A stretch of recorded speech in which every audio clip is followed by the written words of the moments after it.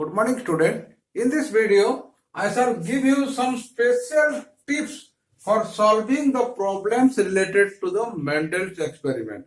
Now, Mendel conducted some experiments like your monohybrid cross experiment, dihybrid cross experiment, some test cross experiment, but now there are some problems which are normally or commonly asked in the examination and the students face problems there. So that is why I have planned to give you some special tips, some special hints, some special tricks to solve this problem so that you can easily score good marks.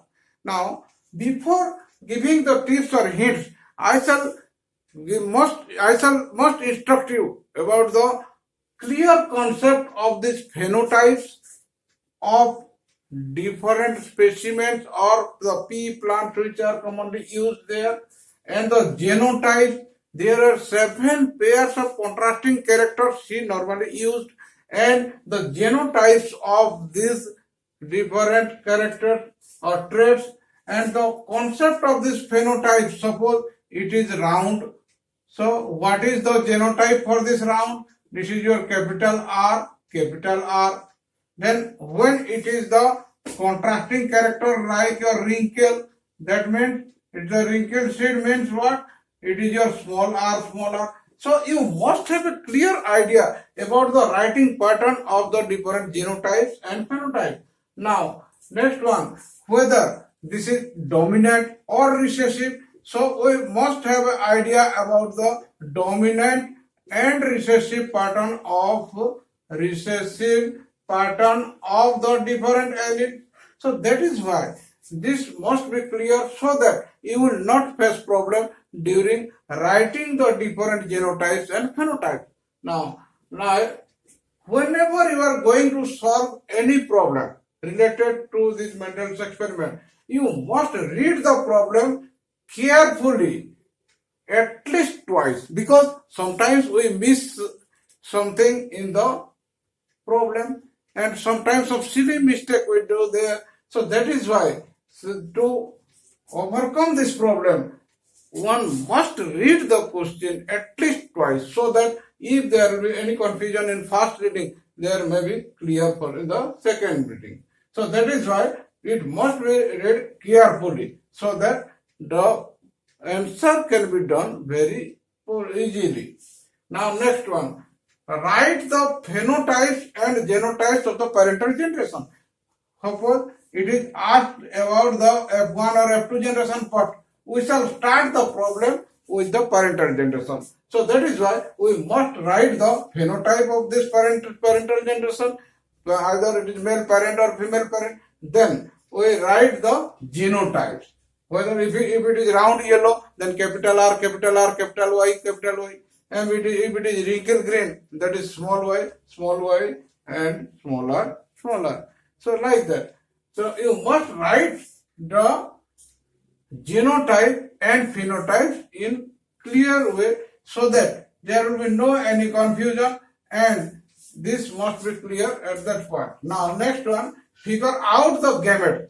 After writing the genotypes, then you must go for the gamete formation, and the gametes are normally haploid in nature. So if the organism is diploid, then how the haploid gametes are formed, and this must be clearly written there so that there will be no confusion in formation of the offspring or the progeny. Now next one, prepare the Punnett square of the genotypes and phenotypes of the possible progeny of F1 generation. Then after the formation of the gametes, or after writing the gametes, genotypes of the gametes, then we must write in the Punnett square the possible progeny of the F1 generation or the next generation. Then what are the different progeny which are actually formed there, and their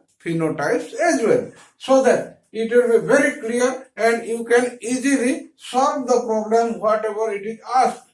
Now next, repeat the same steps if it is for F2 or F3 generation, whatever may be. So So here first F1 generation is completed, then the same process will be repeated for F2 generation, the formation of the gamete, then the new random combination, and after this combination, the calculation of the ratio of the phenotypes and genotypes of the progeny.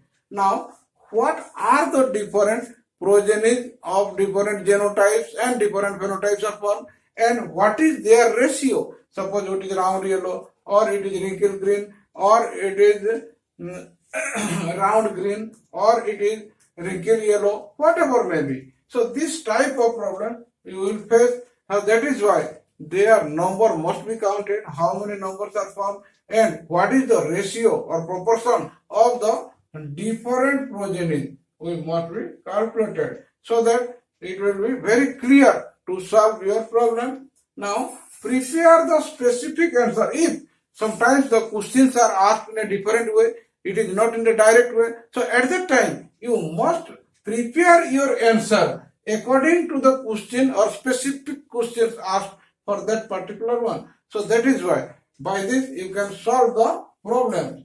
So these are the few simple tips you must remember whenever you are solving the problems related to the Mendel's experiment. So that is why all the phenotypes, again I am telling, all the phenotypes, all the genotypes which are dominant, which are recessive, these are must be clear, so that you will not face any problem. Now I shall discuss some examples related to the problems or related to this Mendel's experiment.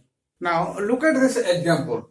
Here this example is having one tallness and another dwarfness. That means one pair of contrasting character is involved here. So that is, it is an example from monohybrid cross.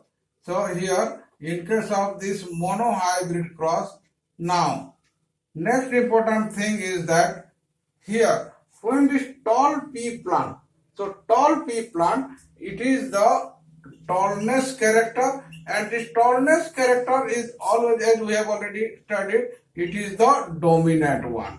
So we must remember that the tallness is the dominant character. Now next one here, dwarfness. So here dwarfness character, it is the recessive one. It is the recessive one. So it is not given in the problem, but we know that the tallness is the dominant character and the dwarfness is the recessive character. So it is understood, and that is why we solve the problem accordingly. Now when they are selfed, so here the tall pea plant, selfed means they are crossed with one another, both are tall, and it produced 1/4 of its progeny as dwarf. Now explain with the help of a cross. So we have to take an example and we solve it. Now first take the parental type, that is both are having the tall, the male plant as well as the female plant. It is the male plant and this is the female plant, and both are tall, but here it is written that 1/4 of its progeny are dwarf in this case. So if in the progeny they are dwarf, that means the tall parents, both male and female, both must have the recessive allele with them. Then only the offspring will be having the recessive character. So that is why here what will happen, both the tall parents are having the heterozygous tall. They never be homozygous. If they will be homozygous, then the offspring will never be in this recessive form, because dwarf is the recessive character. So that is why here both male and the female parents are having this heterozygous condition. Now we have to in next step we form the different gametes. Suppose capital T, small t, capital T and small t.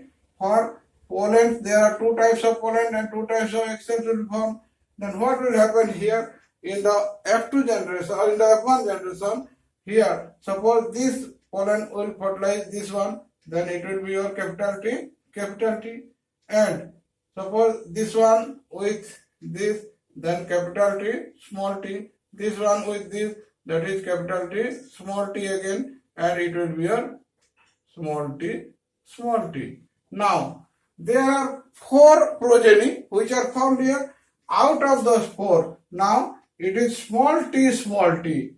It is capital T, then capital T, and small t, small t. Three types of genotypes are found here, but this is the pure tall one, and this is also tall, and this is dwarf. Now here, the 1/4 is dwarf. So here, how it happens here? That because this allele which is having the recessive form, so that is why these two recessive alleles, when they combine together, then only the recessive progeny formed here. So this cross occurs like this, and here you have to explain with the help of a cross. So this is the cross or monohybrid cross. By this monohybrid cross, we explain it in this way. And here only 1/4 is your small t, or that is the dwarf. And all these three, although they are tall, but this is the pure tall or homozygous tall, and this is the heterozygous tall. Now this ratio is 3:1, that is called the phenotype ratio. Tall is to dwarf is equal to 3:1. Then what is the genotype ratio here? The genotype ratio, it is 1:2:1. That is 1 pure tall or homozygous tall and 2 heterozygous tall, and this is homozygous dwarf. Homozygous dwarf, always homozygous condition, homozygous dwarf. So in this way you can solve the problem easily without facing any problem. Now look at this problem. In this problem, when a cross is made between tall plants with yellow seeds, look at here, tall plants with yellow seeds. That means two types of contrasting characters, a tall plant and yellow seed. That means tallness, it is a character and it is the height of the plant. Second one, yellow seed means it is a seed character or color of the seed. So that is why two pairs of contrasting characters are involved here. So when two pairs of contrasting characters are involved here, so that is why it is an example of dihybrid cross experiment of Mendel. So when it is a dihybrid cross experiment, then we have to solve the problem according to the genotype and phenotype as mentioned by Mendel. Now here, tallness and dwarfness. Here another plant, it is the tall plant here with green, that means yellow seed and green seed.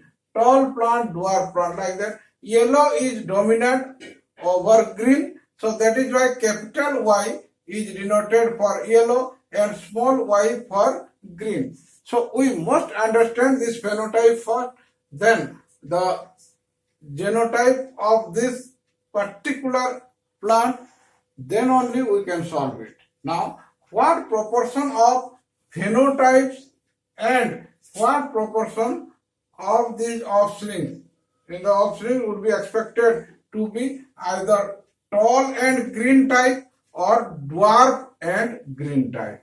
Now here we must know the phenotype tall and dwarf.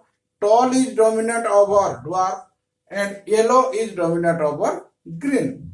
Now here, what is the genotype for tall? That is capital T for pure tall. For dwarf, small t. For yellow, capital Y, and for green, small y. This is the normal thing. Now, whenever we are writing about these parents, two parents are here. So that is why the first parent, that is your tall yellow. These are the tall plant with yellow seed. Now second one, that is your tall plant with green seed. Tall plant with green seed. So what are the genotypes now? This is the phenotype. The plant is tall and the color of the seed is yellow. Now plant is tall and color of the seed is green. Now as it is already given here, so that is why it is an heterozygous tall capital T small t and heterozygous yellow, that is capital Y small y. Now this is the genotype of this. Suppose it is the male parent, so it is the genotype. Now here, as it is given already here, that is capital T, small t and small y, small y. So this is the genotype for this plant. Suppose this is the female plant, then this is the genotype. Now, in the second step, we must prepare or figure the gametes which are formed here. Well, look at here, the capital T and small t. These are the two alleles. Now, capital Y and small y. Now, how many types of gametes will be formed here? Look at here, capital T, capital Y, it is one gamete. Then another capital T, small y, and here the small t, capital Y, and another one, that is your small t, small y. So these are four types of gametes which are formed here. Suppose this is the male plant, that means four types of pollen grains will be formed here. Now the next one here, look at here, the capital T and small t are here. Now that is why the gametes will be like this. Here capital T, small t and small y, small y. Now here your capital T, small y, capital T, small y, these two are same. Now small t, small y and again small t, small y. So these two are same. So here in case of female gamete, there are only two types of gametes which are formed here. And in case of male, there are four types of gametes. So, when we are taking here the gametes of the male, suppose we are taking the gametes, four type of gametes. First one, that is your capital T, capital Y. Now, second one, capital T, small y. Then the third one, small t, capital Y, and the small t, small y. So, these are four types of gametes from the male plant and two types of gametes which are formed here. So, what are the possible progeny? So, out of this, what are the possible progeny? Normally, four are here for male. Now, female, there are two types, capital T, small y, and small t, small y. So, here in first case, what are the progeny?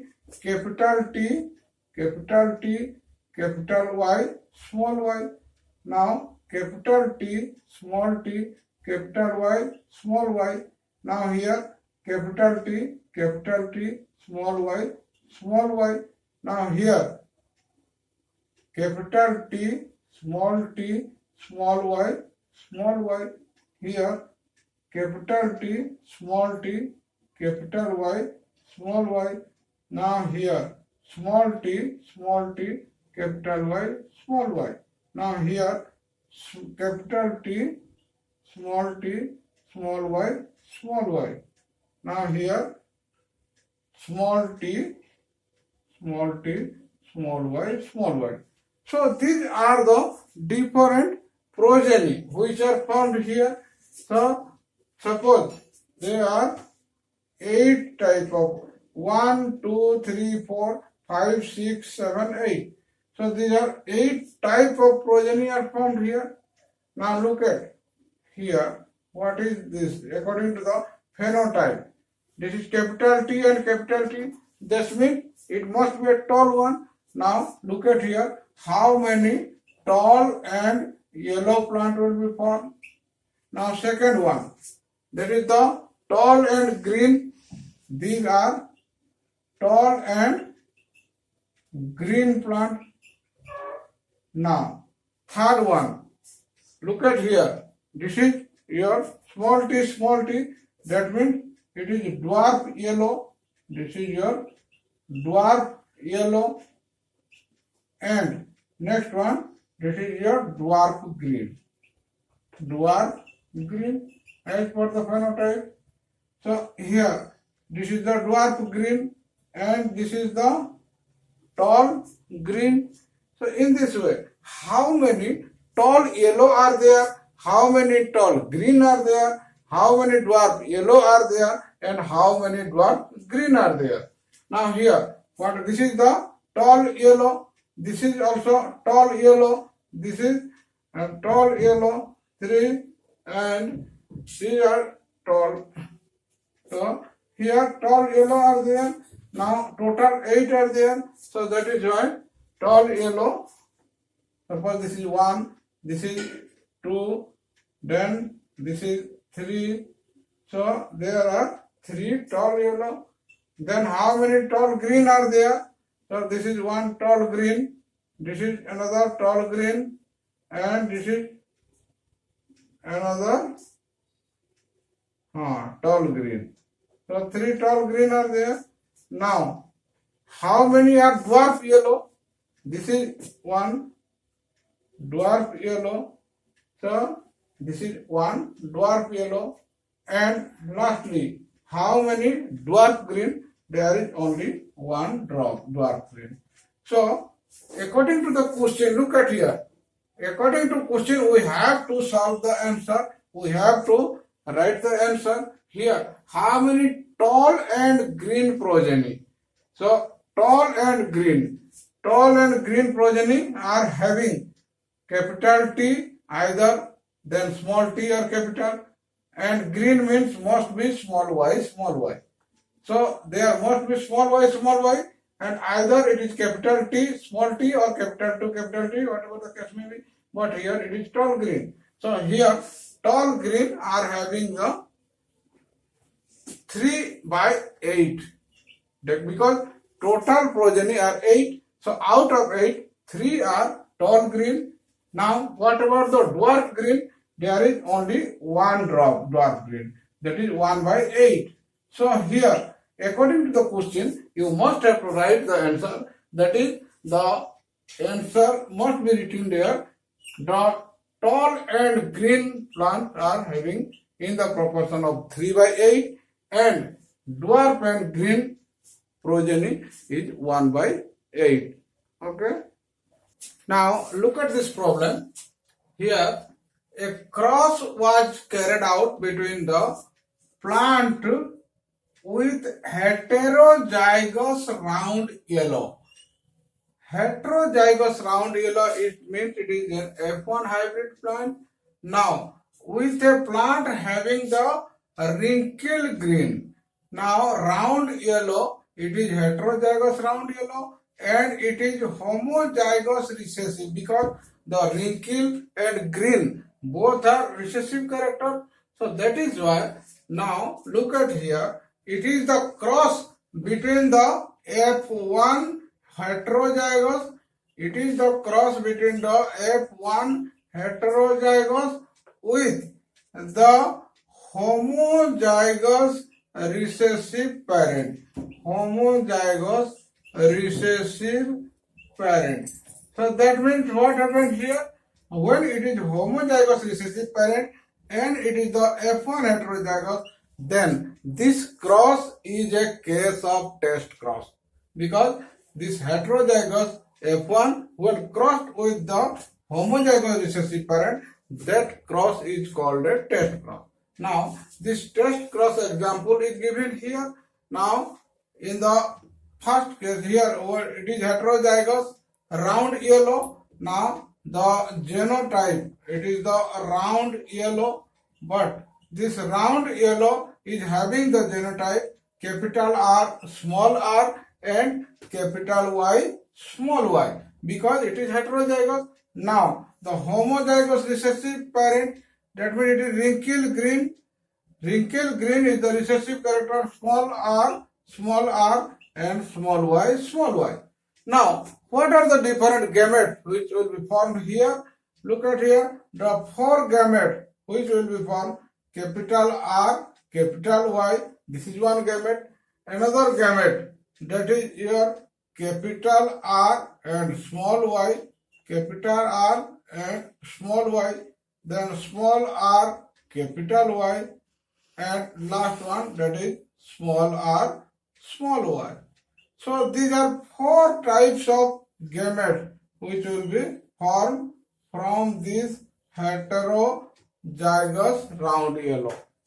But in case of homozygous recessive parent, there is actually RY and RY. So that is why small r, small y, small r, small y. So all the gametes which will be formed here, there will be only small r, small y. So that is why two types of gamete, the four types of gamete will be formed here and one type of gamete will be formed there. Now, what are the probable combinations which will be formed in the next generation? Now look at here. Now when the gamete of the male parent or heterozygous dominant, that is your capital R, capital Y, capital R, small y, small r, capital Y, and small r, small y.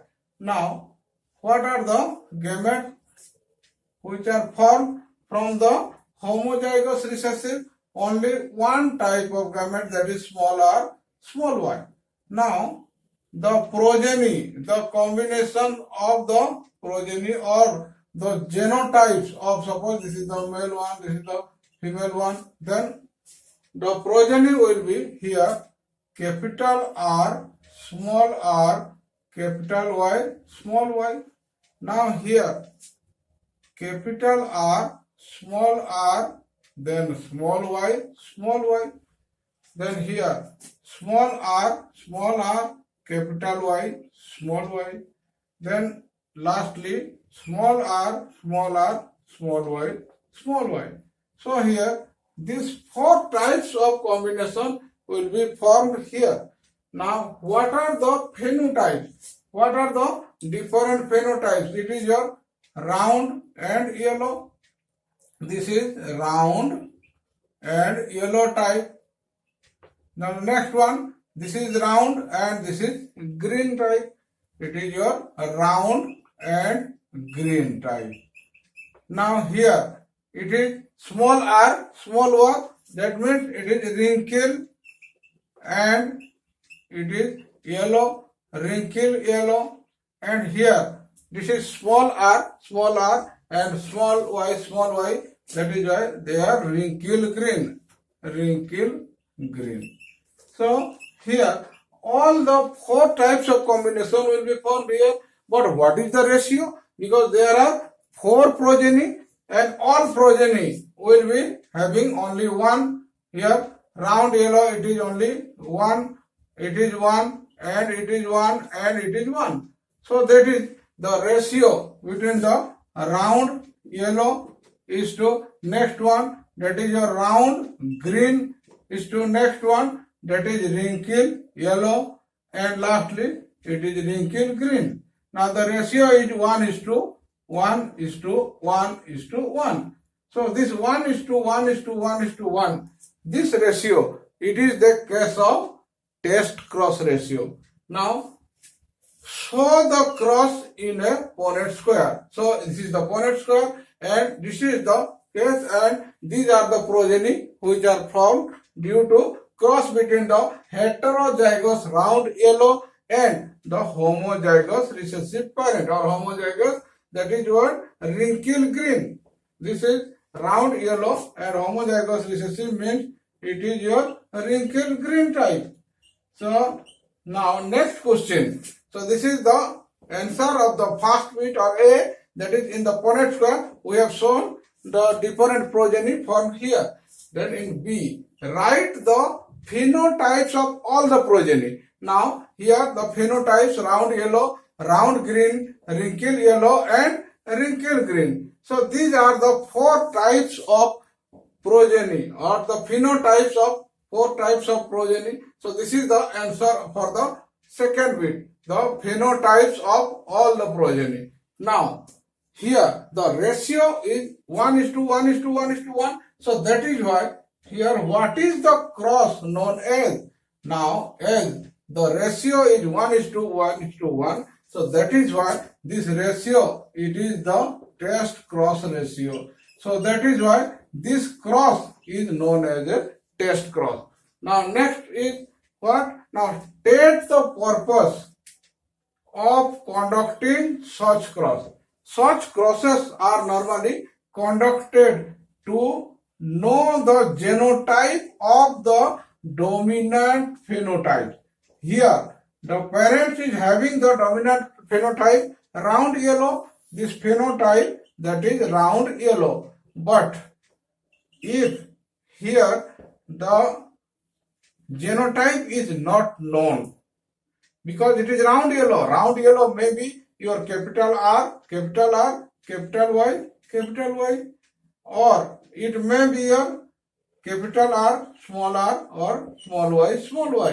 So whether this is this type of dominant phenotype or this type of phenotype, it is not known. So that is why to test this genotype, whether it is a pure dominant or it is a heterozygous dominant, or whether it is a homozygous dominant or it is a heterozygous dominant, it is not known from this phenotype. So that is why this test is done.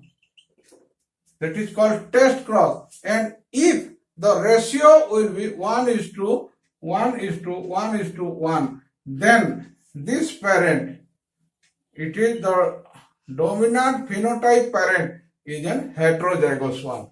So that is why this test of cross is done to know the genotype of the dominant phenotype parent. So that is why in this way you can solve the problems very easily from Mendel's experiment. So that is why there are so many problems normally given. But if you know how to solve the problem, then you can solve the many problems. You can. It is not easy to solve one by one for you. So that is why now I think you will be able to solve your problem by your own, so that you will be very much beneficial from this video. Now I hope you will be definitely beneficial from this video, and if you get the benefit, then please like it and subscribe for the further videos. Thank you very much.